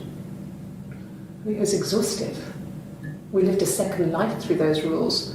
Rules for things that could only ever happen inside our imaginations. We would consider all the permutations of future events and agree rules to walk our way through them.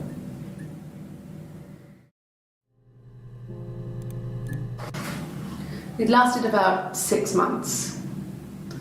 I tried to carry on, but everything was different. Hannah insisted I not pretend to be her around Simon, let alone sleep with him. We didn't share him like the others. The rules had changed. Me living in the attic had become weird in a way it hadn't been before.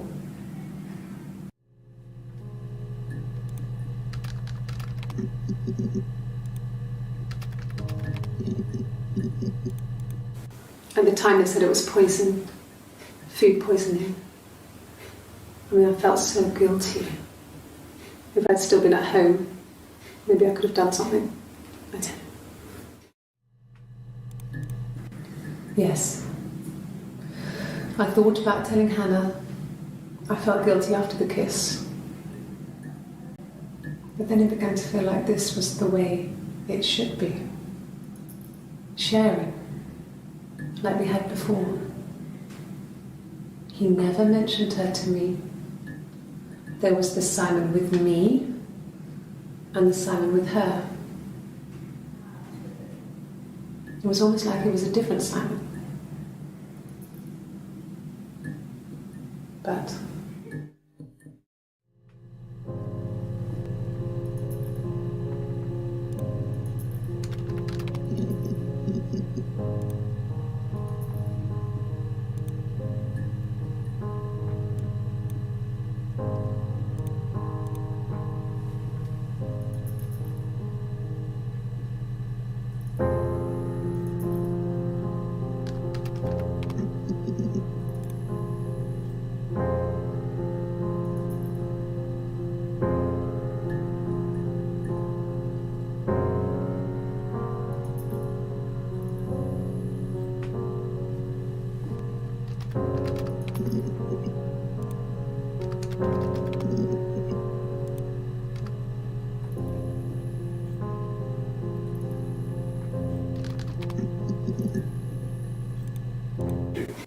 God, I don't know. I mean, I guess the Rock. You've spoken to everyone there. Someone must have seen where he went. I don't know. So many things could have gone wrong.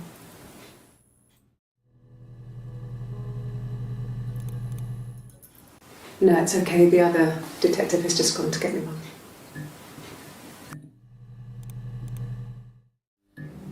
My sister is gone. And she's never coming back.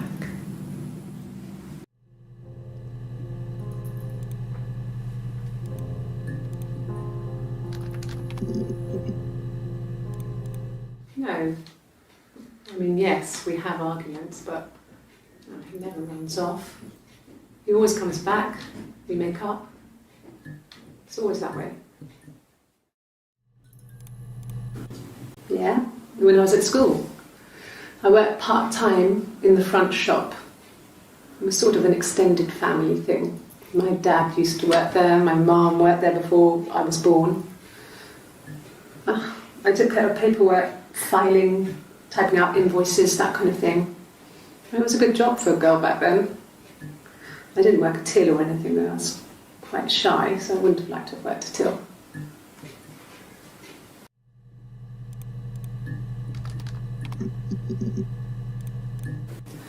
No, he was as shy as me. I asked a friend to ask him out for me. We had our first date at the Odeon in North End. We went to see Risky Business. I had on my one best dress. Simon paid. He bought me a Whisper, and I was worried about getting chocolate on my teeth.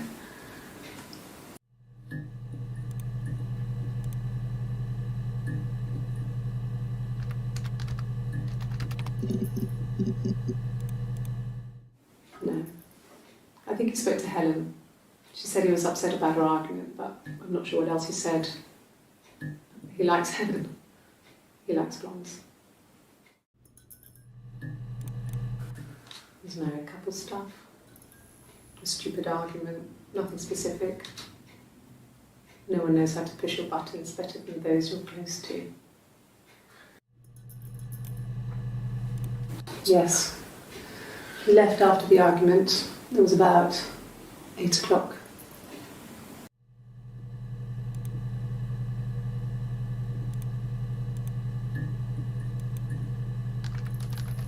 A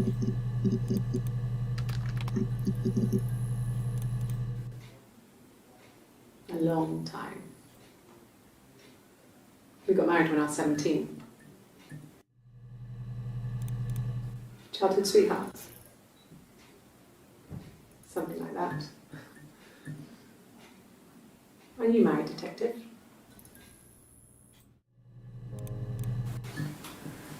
When you've been married for 10 years, stuff accumulates. We could argue about anything. And he's so nice. That doesn't help. He tries to smooth things over, and that just makes it worse. We're both passive aggressive, so we never normally argue directly about anything.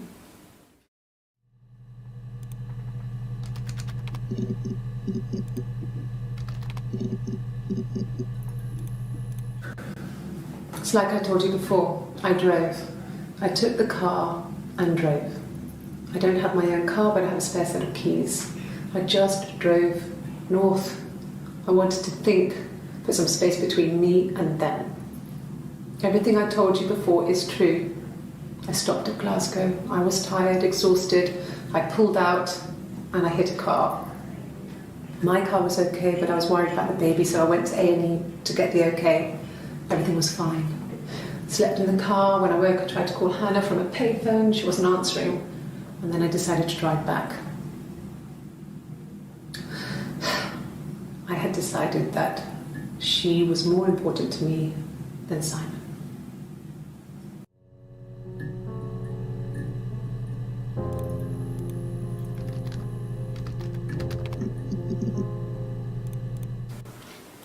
I thought it made me sound suspicious.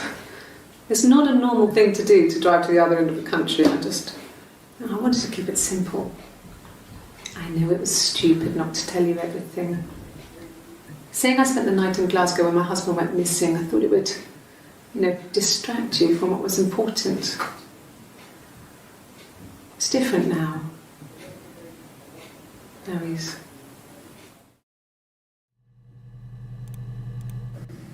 There were always princes and princesses. They were the special people, more important than the other characters in their stories. We knew we were like that. Twins. Magical. We were the princesses. We had a poster of Princess Diana from the newspaper up in our attic. Had a pride of place. And underneath we used to put all our special things. When her engagement was announced, we were obsessed with everything she did. And later, when her life went so bad, we felt for her. Her divorce last year just kind of drew a line under things.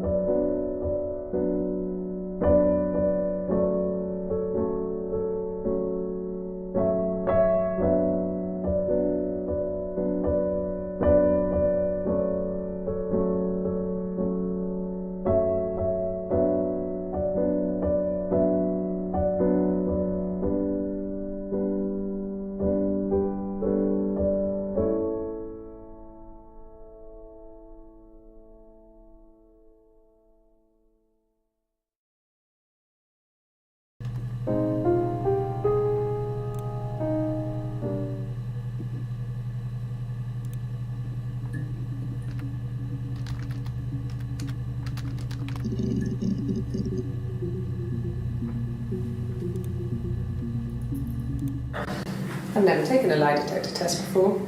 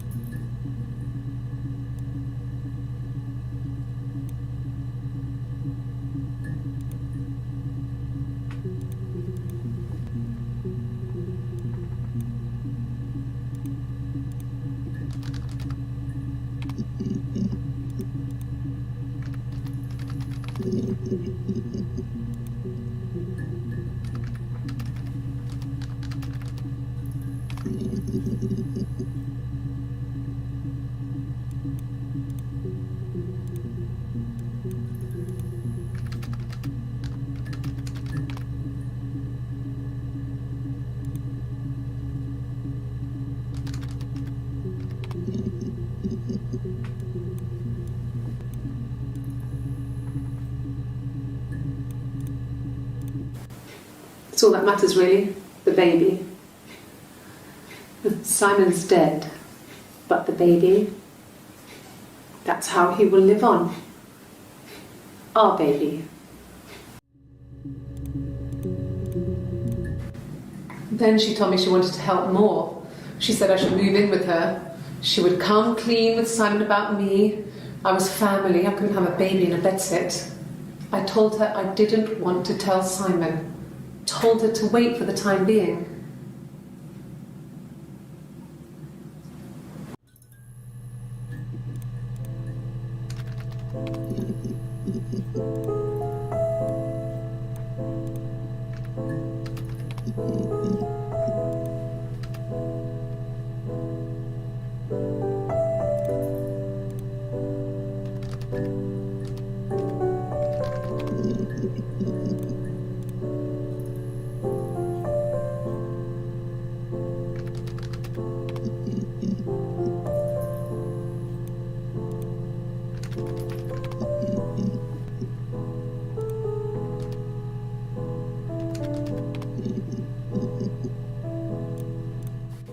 I mean, what if they were crazy? You hear about these crazy people all the time. I mean, why would anyone who knew Simon want to kill him?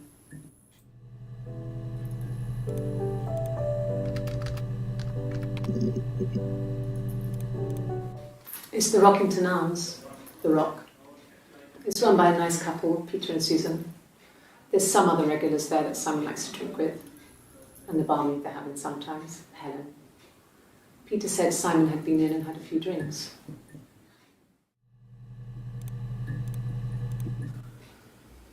Simon isn't the type to run off or do anything crazy.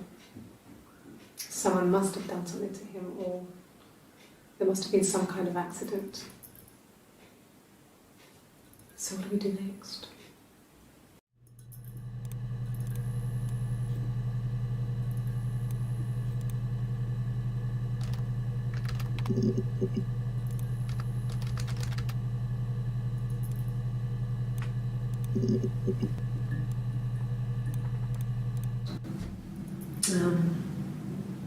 When I was 8, Mother died. She slipped down the stairs. It was an accident. I had read a diary at that point and I knew she wasn't my real mother. So I burned the diary that day and I left. Walked out and across the street.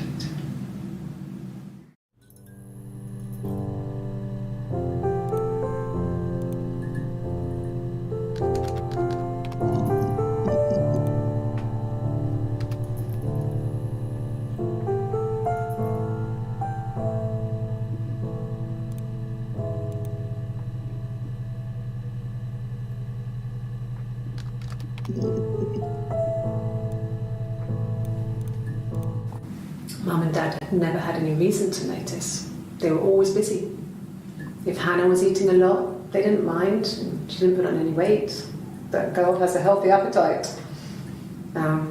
If they heard us talking in the attic, they just thought it was Hannah playing one of her games, and that Eve was our imaginary friend. Once, she was already up and dressed and ready to go to school, and I snuck down for a piss. Mum saw me in my underwear, she went mad. Get dressed this instant! So I ducked into our bedroom, and seconds later, out came Hannah, dressed and ready. My mum was amazed.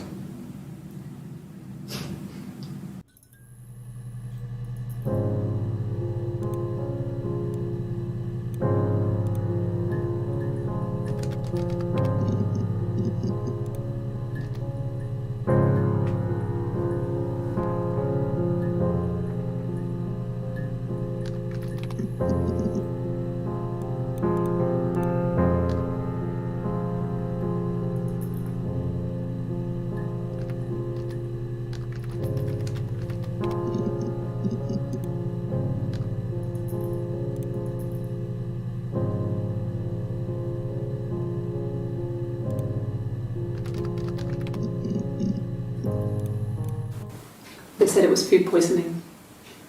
There was something in the food they ate. My dad liked to pick mushrooms, grow them too. They said it was the mushrooms. It was hard to believe. Death caps. They have a skirt around the cap. My dad taught me that. But, the police had no reason to think it was suspicious. They lived alone, and no one had any reason to hurt them.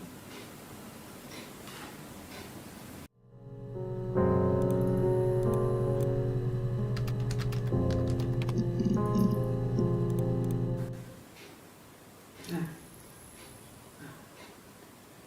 The whole thing was wrong. The bags, I think they were from our kitchen. You can probably check that. We never go into the cellar. It's just a place we put things we don't need. Dad used to grow mushrooms there. The bags were taped up. I think it was parcel tape, but I think it was ours.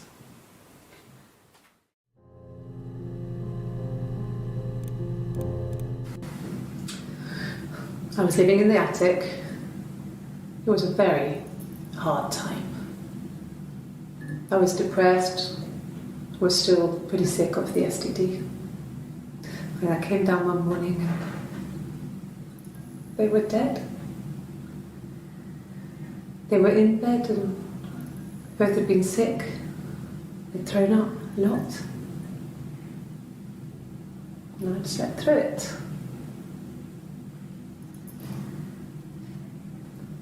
The police said it was mushrooms they ate. Dad was a mushroom expert. He used to take us picking with him and he taught us how to recognise them. There's no way he would have picked death caps.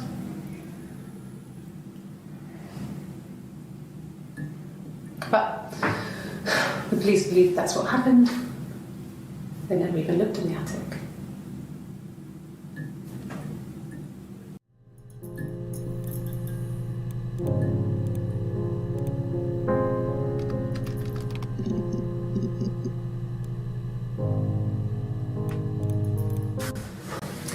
When we weren't together, we'd send secret messages by tapping out a code that we'd learned from a book, the knock code, something prisoners of war would use.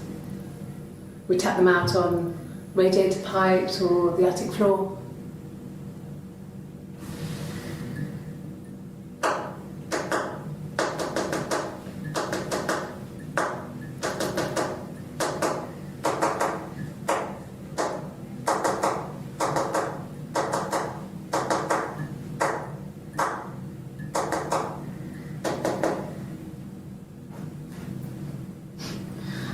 Dad thought we had mice, but they couldn't find any. Bought a cat anyway.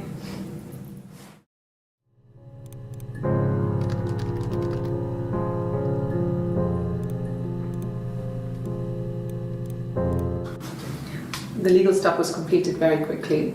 Hannah moved back in with Simon. Eric gave Simon the week off to help with the move. He decorated, modernised wallpaper, curtains. Hannah insists the attic be left as it was, dollhouse and all. Simon never went up there.